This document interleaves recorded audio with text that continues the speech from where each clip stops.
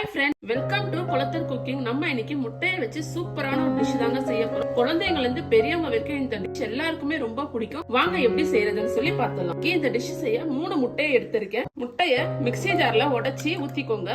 இப்ப நம்ம 3 முட்டையை உடைச்சி ஊத்தியாச்சு. இது கூடயே 1 டேபிள் ஸ்பூன் வெண்ணிலா எக்ஸ்ட்ரா ஊத்திக்கோங்க.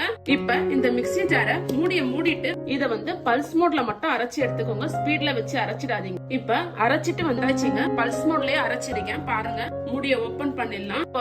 நொறையா இருக்கு பாருங்க. இதே மாதிரி அரைச்சி எடுத்துக்கோங்க. இத ஒரு பவுல்ல மாத்திக்கோங்க.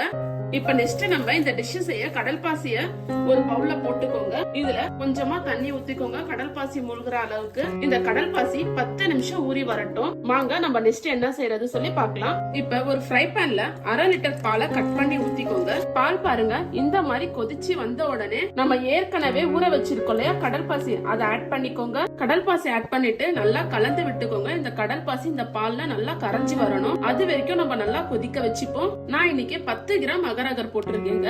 நீங்களும் 1/2 லிட்டர் பாலுக்கு 3 முட்டைக்கு 10 கிராம் அகரகர் சேர்த்துக்கோங்க. கரெக்டா இருக்கும். பாருங்க, நம்ம போட்ட அகரகர் நல்லா கரைஞ்சிடுச்சு. இந்த டைம்ல நம்ம 200 கிராம் சுகரை ஆட் பண்ணிப்போம். சுகரையும் போட்டு நல்லா கலந்து விட்டுக்கோங்க. சுகர் போட்டதுக்கு அப்புறம் இதை ஒரு 5 நிமிஷம் நல்லா கொதிக்க வச்சுக்கோங்க. இப்ப பாருங்க, சுகர் போட்டு 5 நிமிஷம் ஆயிடுச்சு. நல்லா கொதிக்க ஆரம்பிச்சிருச்சு. சுகரும் நல்லா கரைஞ்சிச்சு. நம்ம போட்ட கடல் பாசியும் நல்லா கரைஞ்சிடுச்சு. இப்ப ஸ்டவ் ஆஃப் பண்ணிட்டு இதை தனியா இறக்கி வச்சுக்கோங்க. இப்ப நம்ம ரெடி பண்ண இந்த பால் கடல் பாசி இந்த மிக்சர் கூடயே நம்ம ஏற்கனவே அடிச்சு வச்சிருக்கோம் இல்லையா முட்டை, இதை ஆட் பண்ணிக்கலாம். ஆட் பண்ணிட்டு நல்லா கலந்து விட்டுக்கோங்க. அந்த பால் கூட இந்த முட்டை நல்லா கலந்து வரணும். பாருங்க, இந்த மாதிரி நல்லா மிக்ஸ் பண்ணதுக்கு அப்புறம் நான் ஏற்கனவே ஒரு கேக் டின்ல நெய் தடவி வச்சிருக்கேன். இதுல நம்ம கலந்து வச்சிருக்க கடல் பாசி பால் எல்லாமே சேர்த்து ஒன்னா கலந்து வச்சிருக்கோம் இல்லையா, அந்த மிக்சரை ஊத்திக்கலாம்.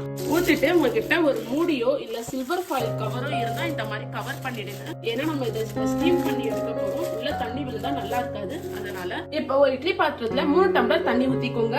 ஒரு இட்லி பிளேட் வச்சிருங்க. இதுக்கு மேல நம்ம ஏற்கனவே ரெடி பண்ணி வச்சிருக்க புட்டிங் மிக்ஸை வச்சிடலாம். இப்ப இது ஒரு மூடியை போட்டு க்ளோஸ் பண்ணிடுங்க. இது 20 நிமிஷம் நல்லா வேகட்டும். அதுக்கப்புறம் நம்ம ஓபன் பண்ணி பார்க்கலாம். இப்ப நம்ம இது வச்சு 20 மினிட்ஸ் ஆயிடுச்சு. இப்ப ஓபன் பண்ணி வெந்துச்சா இல்லையா சொல்லி பார்த்துடலாம். அதுக்கு ஃபர்ஸ்ட் இந்த பேப்பரை ரிமூவ் பண்ணிடலாம்.